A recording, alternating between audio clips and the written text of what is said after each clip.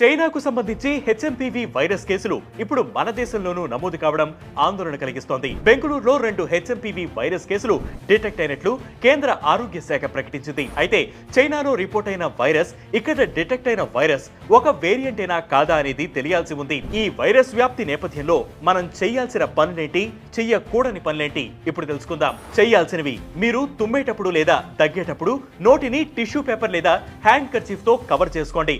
Regular గా మీ hand soap తో లేదా శానిటైజర్ తో క్లీన్ చేసుకోండి. రద్దీ ప్రదేశాలకు దూరంగా ఉండండి. మీకు ఫీవర్ లేదా జలుబుగా ఉంటే పబ్లిక్ ప్లేసెస్ లో తిరగకండి. ప్రాపర్ వెంటిలేషన్ ఉండేలా చూసుకోవాలి. మంచినీళ్లు ఎక్కువగా తాగడమే కాక పోషకాలు ఉన్న ఆహారం తీసుకోవాలి.